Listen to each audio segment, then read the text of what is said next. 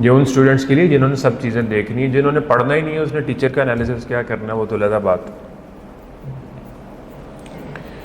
अच्छा जी, B law से story start करते हैं और फिर सी लॉ पे आते हैं। बी लॉ में जो आप लोगों ने पढ़ा है वो कॉन्सेप्ट बेस्ड था कि रटा बेस्ड था? कितने % कॉन्सेप्ट था, कितने % रटा था, यानी कि क्रैमिंग थी? कंसेप्चुअल।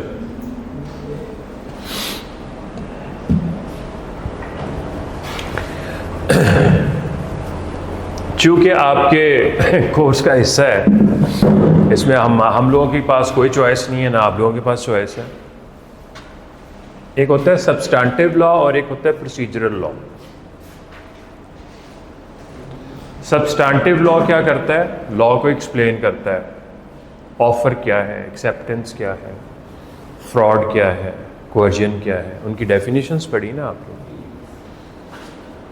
प्रोसीजरल लॉ, भाई कोई कत्ल हो गया है या फ्रॉड हो गया है तो आपने केस कहाँ पे लेके जाना है, फिर आगे से उस फाइल में क्या क्या चीज़ें लगानी है, फिर वहाँ से अपील कहाँ पे जानी है, ये है प्रोसीजर्स।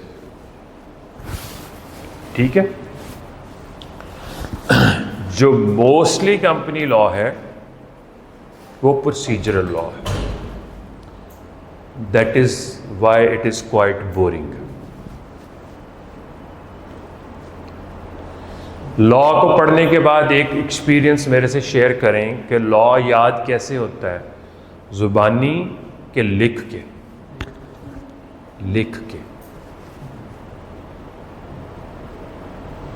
तो इसका सबसे बड़ा इंपॉर्टेंट पॉइंट ये है कि ये जो आपने कंपनी लॉ पढ़ना है ये आपने लिख के करना।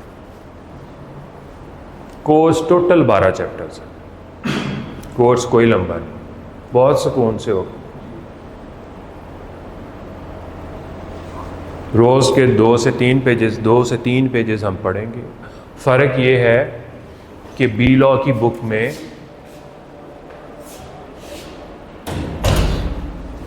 तीन लाइन्स लिखता है, फिर उसके नीचे एग्जाम्पल लिखता है।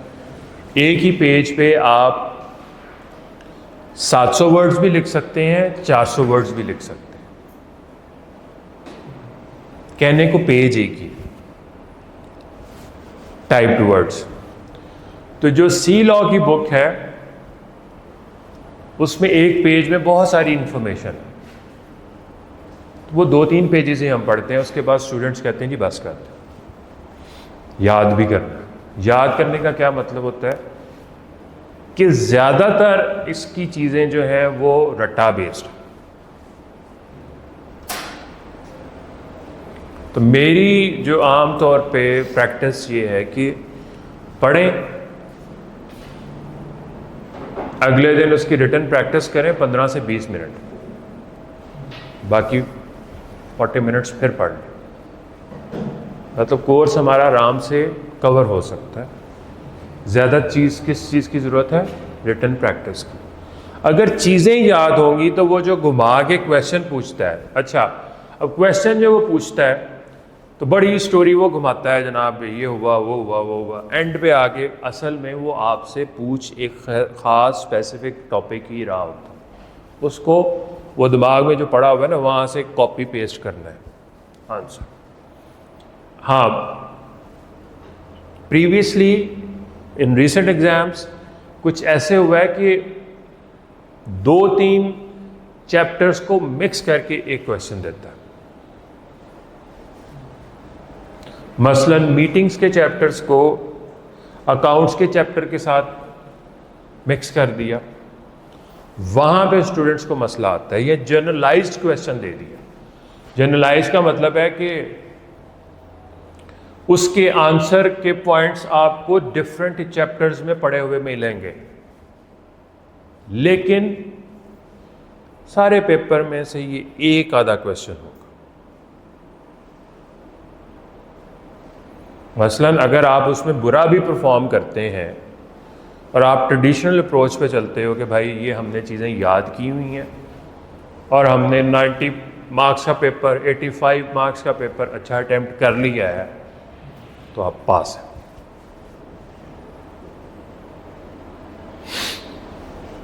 तीन बड़े चैप्टर्स हैं टोटल 12 में से,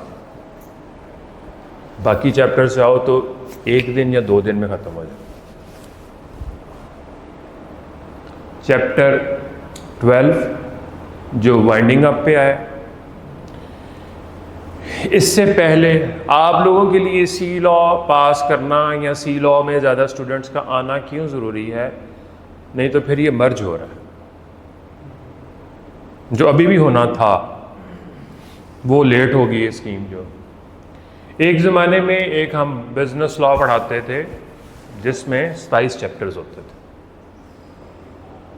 18 चैप्टर्स आपके बी लॉ के, 9 चैप्टर्स ये।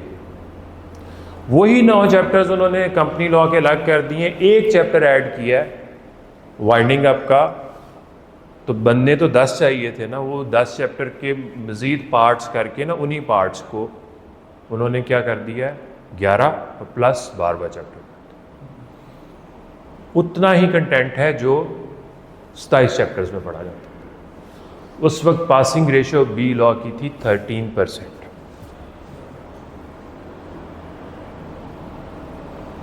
फिर कोविड के ज़माने में उन्होंने इंट्रोड्यूस करवाए 30 मार्क्स के MCQs। फिर बहुत सारी अवाम उसमें से पास होकर निकली। तो इंशाल्लाह अगर आप लोगों का बी लॉ पास होता है या नहीं भी होता तो वो ही बात है कि इसको होने तो आपका नई स्कीम के मुताबिक 100 मार्क्स कवर, लेकिन आपकी बी लॉ सी लॉ से जान छुट जानी है इसको इसी अटैम्प्ट में अगर आप क्लियर कर देते। इकट्ठा करना मुश्किल काम है, पासिंग रेशियो नीचे गिरती है। मेजॉरिटी ऑफ स्टूडेंट्स FSC का बैकग्राउंड, बच्चियाँ मेडिकल की ज़्यादातर डॉक्टर बनना होता है, सेकंड ऑप्शन सी होता है। इतने सालों से यही देख रहे हैं, पूछने की ज़रूरत नहीं है, दैट गोज़ विदाउट सेइंग। ज़्यादातर ने MCAT दिया, फलां किया, ये किया, वो किया, किसी ने मैट्रिक से ये डिसाइड नहीं किया हुआ कि CA करना। फैसलाबाद में स्पेशली, लाहौर कराची इस्लामाबाद में शायद अवेयरनेस है स्टूडेंट्स में या फैमिलीज़ में, तो बच्चों को कहते हैं भाई और भी फील्ड्स हैं। तो किसी ने लॉ पढ़ा नहीं होता, लेकिन चूंकि अब आप एक टॉपिक एक सब्जेक्ट लॉ का, बल्कि 2 पढ़ आए हैं, टेक्स्ट भी पढ़ लिया हुआ है, टेक्स्ट भी पढ़ लिया हुआ है ना आपने, बी लॉ भी पढ़ लिया हुआ है। और ये याद रखें कि चार्टर्ड अकाउंटेंसी में सिर्फ आप नंबर से नहीं खेल रहे, आप 400 नंबर के लॉज भी पढ़ रहे हैं। टेक्स्ट भी लॉ है, बी लॉ भी लॉ है, सी लॉ भी लॉ है। आर्टिकल्स के बाद कॉर्पोरेट लॉज का भी पेपर है। 400 नंबर मेजर चंक हो गया कि नहीं हो गया? नंबर्स वाले कितने सब्जेक्ट्स कर रहे हो? फार 1, फार 2, कॉस्ट, CM में, और ऊपर जाके कुछ सब्जेक्ट्स होंगे, लेकिन उनमें से मेजर पार्ट जो है 400 नंबर का लॉ भी पढ़ रहे।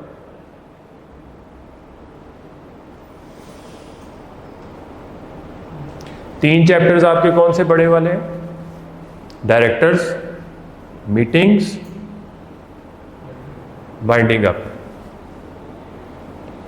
वाइंडिंग अप का चैप्टर तो छोड़ना ही नहीं, कुछ भी नहीं छोड़ना, सिलेक्टिव स्टडी नहीं करनी, क्योंकि पास का स्टूडेंट्स सर पेपर बड़ा मुश्किल आया। मैंने कहा जी क्या होगा? वो हमने लास्ट चैप्टर नहीं था किया तो 16 नंबर का क्वेश्चन छूट गया, 16 नंबर तक आते रहे वाइंडिंग अप। ठीक है, समझ ले रूटीन को। रूटीन क्या है? कॉन्सेप्ट्स, एक एक वर्ड जो आपका किताब का है उसको पढ़ के समझा दिया जाएगा, एक्सप्लेन कर दिया जाएगा। उसके बाद आप लोगों से क्या रिक्वायरमेंट है कि भाई आप लिख के दिखा दें।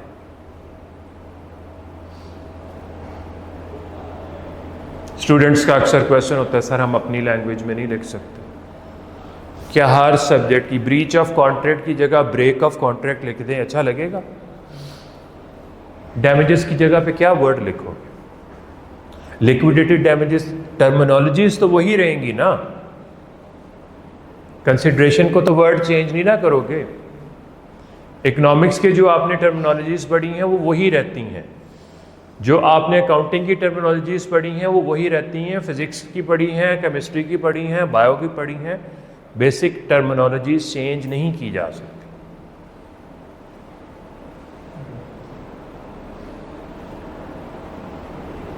ठीक है, अब अगला क्वेश्चन ये है कि जी मैंने अभी आप लोगों को इंट्रोडक्शन में क्या बताया है, इसका बी लॉ से सी लॉ का क्या डिफरेंस है? वो आपने सब्सटेंटिव लॉ पढ़ा है। एक देखें, एक सिंपल वर्ड में कंपनी डिफाइन नहीं की जा सकती, सिंपल डेफिनेशन एक वर्ड की कोई नहीं। मुझे ये बताएं, आपने नेगोशिएबल इंस्ट्रूमेंट एक्ट पढ़ा? नेगोशिएबल इंस्ट्रूमेंट की डेफिनेशन सेक्शन 13 में दी गई है कि नेगोशिएबल इंस्ट्रूमेंट क्या है? प्रॉमिसरी नोट है, बिल ऑफ एक्सचेंज है, चेक है, पेबल टू ऑर्डर और टू द बेरर। क्या इस बात से आपको नेगोशिएबल इंस्ट्रूमेंट की समझ आती है? इस लाइन से आ जाती है समझ? नहीं। जब तक आप नेगोशिएबल इंस्ट्रूमेंट्स के बेसिक फीचर्स नहीं पढ़ते, नेगोशिएबल इंस्ट्रूमेंट क्या है? इजीली ट्रांसफरेबल रिटन डॉक्यूमेंट है।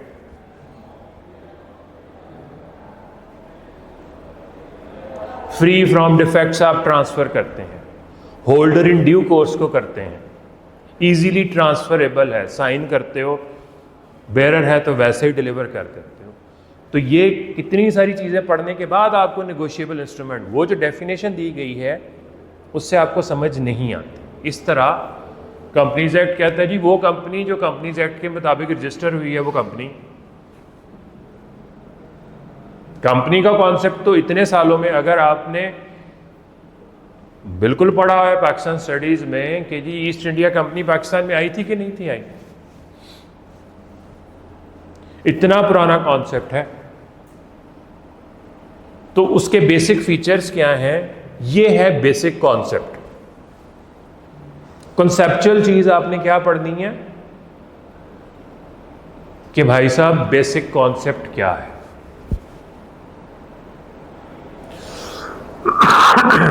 कुछ थोड़ा सा पता है आप लोगों को कि कंपनी के बारे में क्या, कंपनी पार्टनरशिप से कैसे डिफरेंट है?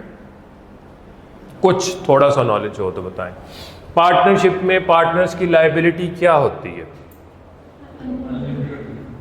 Unlimited, joint and several. Means क्या मतलब? जो थर्ड पार्टी है, आउटसाइडर जो है, वो सबके खिलाफ केस करे कि किसी एक के खिलाफ भी कर सकता है? क्या पार्टनर्स एक दूसरे के एजेंट होते हैं? होते हैं। अगर मैं आप लोगों का पार्टनर हूं और मैं जाके एक कॉन्ट्रैक्ट कर लेता हूं थर्ड पार्टी से, क्या वो कॉन्ट्रैक्ट आप लोगों के ऊपर बाइंडिंग है? जी। हर पार्टनर दूसरे पार्टनर का एजेंट भी है, प्रिंसिपल भी है।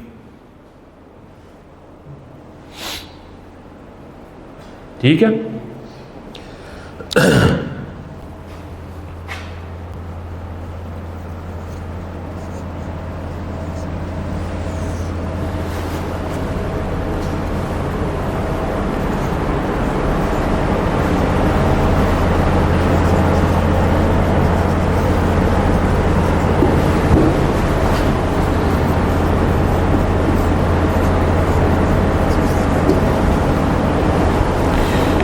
ये चार पार्टनर्स थे,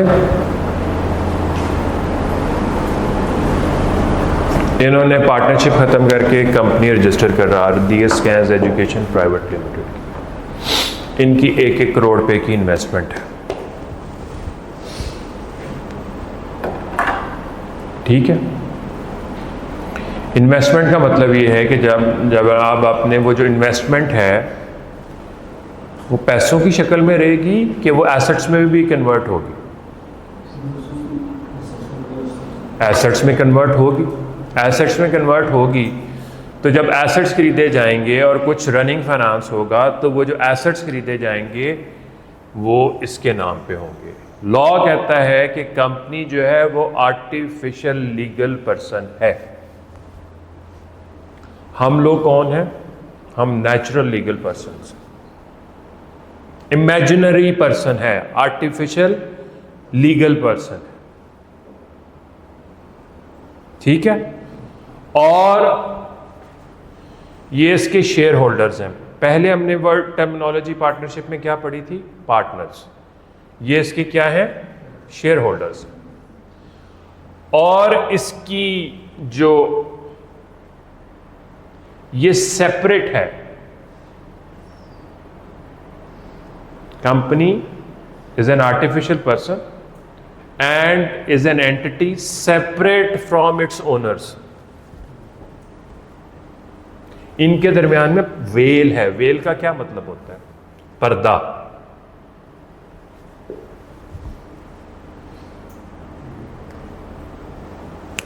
अच्छा जी, अब क्वेश्चन। इन्होंने 1-1 करोड़ रुपए के शेयर्स खरीद लिए कंपनी में, और कंपनी ने कोई इमारत किराए पे ले ली, गाड़ियां ले ली, बैंक अकाउंट खोल लिया।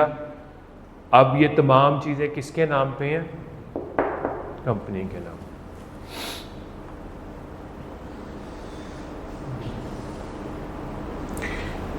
इसके नाम पे बैंक अकाउंट खोल सकता है? यस। इसके नाम पे प्रॉपर्टी खरीदी जा सकती है? यस। क्या स्कैन्स जो है कॉन्ट्रैक्ट क्रिएट एंटर हो सकता है? यस। टैक्स किसको लगना है? स्कैन्स को। इनको नहीं लगना। इसके दरमियान में वेल। अच्छा जी, इन्होंने मार्केट से 4 करोड़ रुपए का कर्जा भी उठा लिया। इक्विटी और डेट की कॉम्बिनेशन करके बिजनेस किया जाता है कि नहीं किया जाता? कि सारी इन्वेस्टमेंट अपने पास से की जाती है? कर्जा भी लिया जाता है कि नहीं लिया जाता? 4 करोड़ रुपए का कर्जा ले लिया। अब ये कंपनी जो है 5 साल चलने के बाद अब की सूरत हाल ये है कि इसके ऊपर कर्जे हैं 3 करोड़ के और इसके एसेट्स हैं 2 करोड़ के। तमाम एसेट्स बिक जाए तो कितना मिलेगा? 2 करोड़। और कर्जा कितना है? 3 करोड़ का। इन्होंने जो 1-1 करोड़ रुपया इन्वेस्ट किया था, अब जो क्रेडिटर्स हैं, बैंक्स हैं, उन्होंने कर्जा दिया था। क्रेडिटर्स क्या मैक्सिमम रिकवर कर सकते हैं? 2 करोड़। और वो जो एसेट्स हैं वो किसके नाम पे हैं?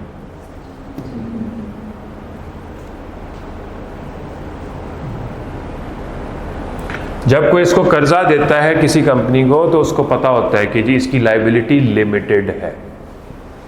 लिमिटेड का वर्ड यूज किया गया कि नहीं किया गया? अगला question, liability limited share holders की है कि कंपनी की है? शेयर होल्डर्स की। शेयर होल्डर्स की लायबिलिटी लिमिटेड है to the extent of their investment. Maximum इनका क्या डूबेगा? जितनी इन्वेस्टमेंट की हुई है।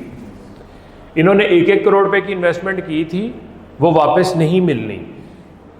क्या इनसे मजीद कंट्रीब्यूशन? इनके पास और करोड़ों रुपए की चीजें हैं, घर, गाड़ियां और फैक्ट्रियां हैं।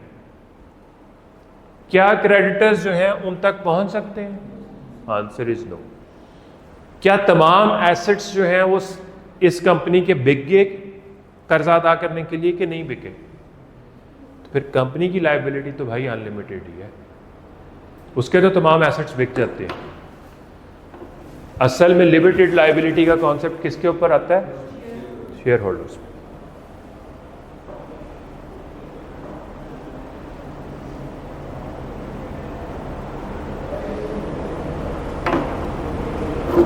ठीक है। अब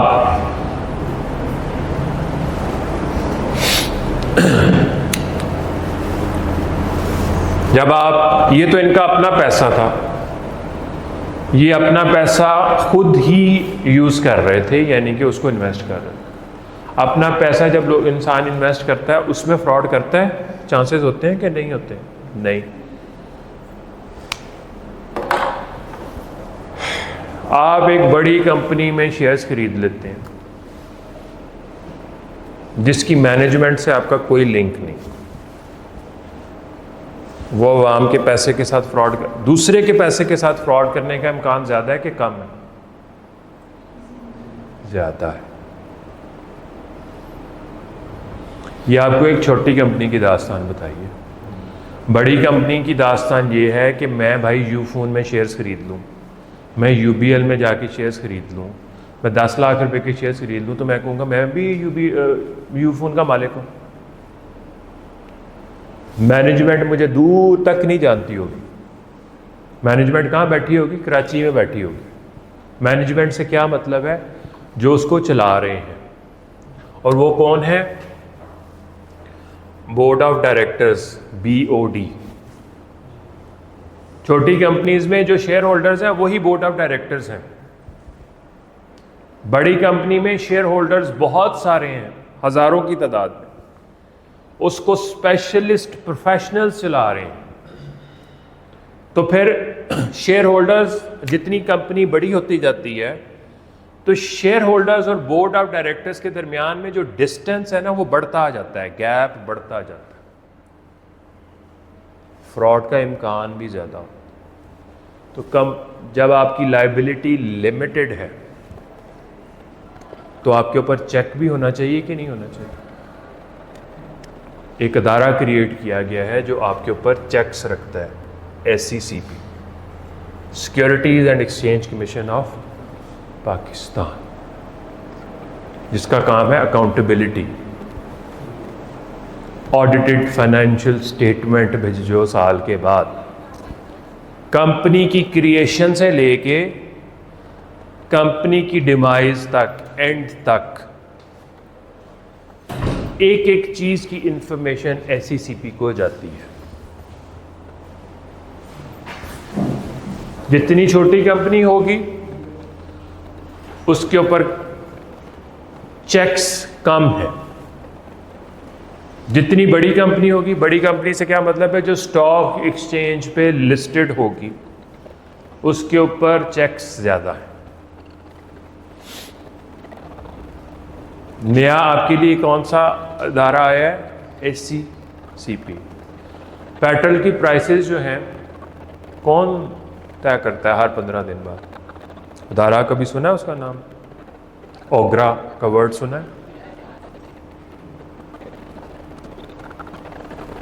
बहरहाल, कंपनीज को रेगुलेट करने के लिए कंपनीज लोगों के साथ फ्रॉड ना करें, कंपनीज लॉ के मुताबिक चलें, बैलेंस क्रिएट करना है। बैलेंस किस चीज़ का क्रिएट करना है? कि लोग बिजनेस करें और उन्हें ये डर ना हो कि भाई अगर बिजनेस फ्लॉप हो गया तो हमारी जायदादें बिक जाएंगी। इसलिए लिमिटेड लायबिलिटी का कॉन्सेप्ट आया। इस लिमिटेड लायबिलिटी के कॉन्सेप्ट को फ्रॉड के पर्पस के लिए भी यूज़ किया जा सकता है। तो उसके ऊपर क्या किया गया? एक अदारा बनाया गया कि भाई तुम्हें अगर ऑप्शन दी है कि तुम्हारी लायबिलिटी लिमिटेड है to the extent of your investment, तो तुम ये ना करो कि लोगों के साथ फ्रॉड करने शुरू कर दो कि जी कंपनी तो डूब गई है, एसेट्स को तबाह कर दो। उस काम के लिए SECP ने काम किया।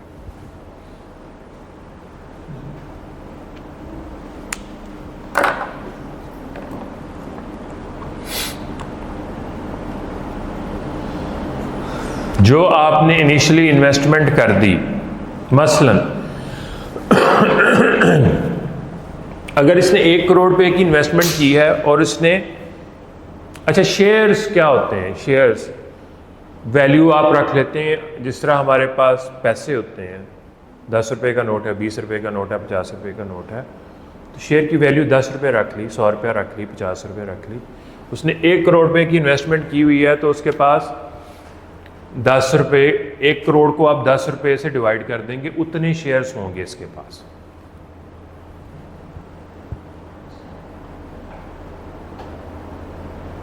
कंपनी में, और उसको एक सर्टिफिकेट मिलेगा। सर्टिफिकेट किस चीज़ की एविडेंस है कि भाई ये इसमें इतनी इन्वेस्टमेंट का मालिक है। और अगर मिस्टर ए की डेथ होती है तो शेयर लॉ की नज़र में एक प्रॉपर्टी है। इसकी डेथ के बाद वो शेयर्स इसके वारसों को मिलने चाहिए कि नहीं मिलने चाहिए? लीगल एयर्स का वर्ड पढ़ा हुआ है ना उसमें, बिजनेस लॉ में। वो फिर उसके वारसों को ट्रांसफर होगा।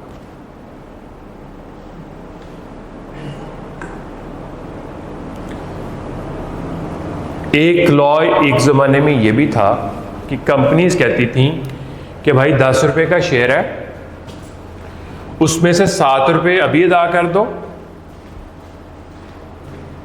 रिमेनिंग 3 रुपए जब हम कॉल करेंगे, डिमांड करेंगे, तब अदा कर देना। और यूजुअली ये रिमेनिंग पैसे कब कॉल किए जाते थे?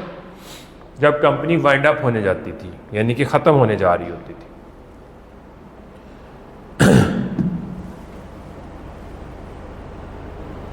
ठीक है, इसका क्या फ़ायदा था ये बता। अगर आप टोटल पैसे लेके कारोबार में लगा देते हैं, जितना प्रॉफिट मेकिंग का चांस है उतना उसके डूबने का भी चांस है।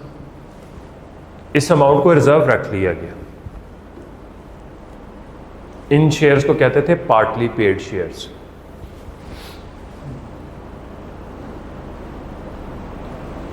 पाकिस्तान में जो हिस्ट्री है कंपनी लॉ की, पाकिस्तान जब बना उस वक्त कंपनीज एक्ट 1913 चल रहा था।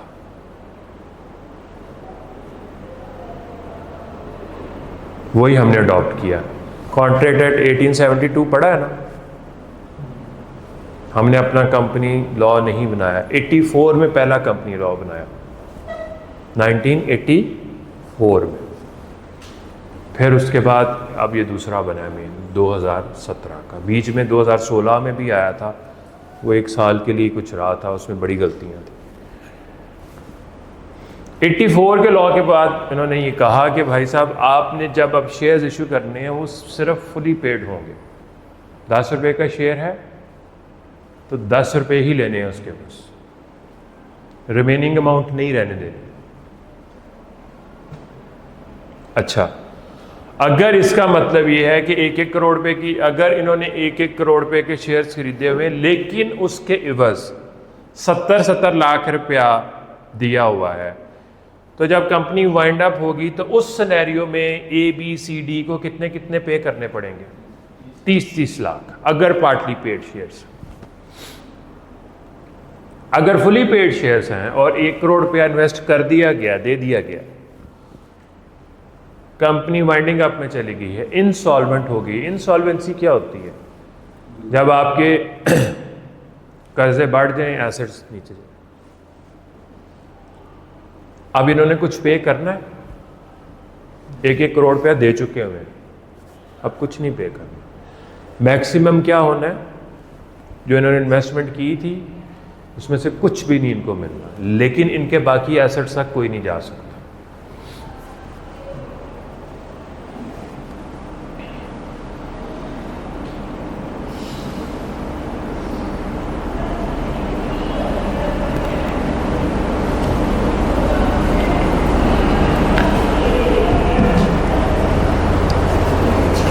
लैंग्वेज कंपैरेटिवली बी लॉ की निस्बत थोड़ी सी डिफिकल्ट है सी लॉ की, लेकिन कोर्स उतना नहीं है, प्रेशर उतना नहीं है। पढ़ें, 1 दिन बाद या 2 दिन बाद रिटन प्रैक्टिस साथ कर लें। ऑन द स्पॉट आपको फीडबैक मिल जाएगी, इसमें ये गलती है, इसको ऐसे ठीक कर, उसके साथ टेस्ट दे दें, तैयारी कंप्लीट। कोर्स लंबा नहीं, सबसे सिंपल कोर्स। जितने, मुझे नहीं पता आपने कौन कौन से इसके अलावा सब्जेक्ट्स लिए हैं, लेकिन कहने को सबसे टाइमली, कम वक्त में, मुनासिब टाइम में, कोई एक्स्ट्रा क्लास की ज़रूरत नहीं होगी, ये वाला कोर्स खत्म।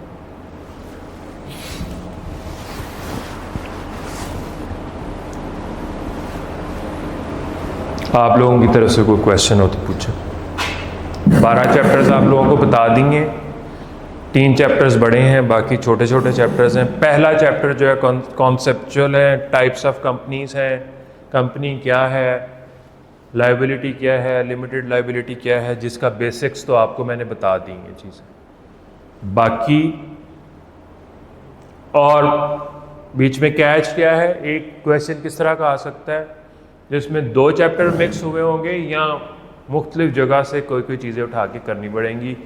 कई स्टूडेंट्स जो हैं वो उसको आइडेंटिफाई कर लेते हैं, कई नहीं करते, ना करने वाले भी पास होते हैं, करने वाले तो होते ही हैं।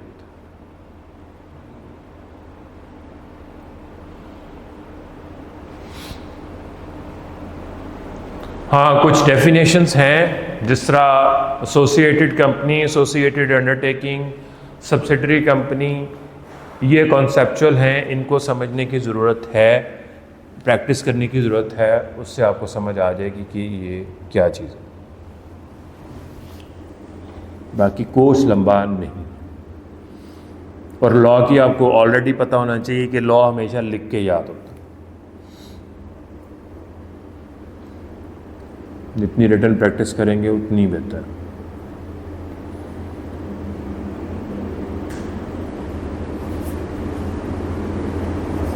बुक्स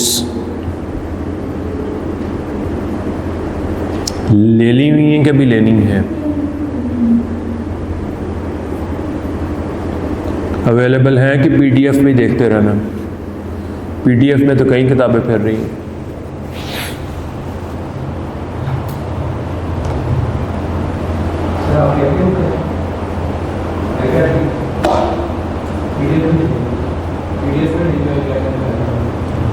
नहीं, प्रिंटेड मिलेंगी, इधर से आपको मिल जाएंगी, इससे फोटोकॉपियर से। खुद प्रिंट करवानी, खुद प्रिंट करवा लो।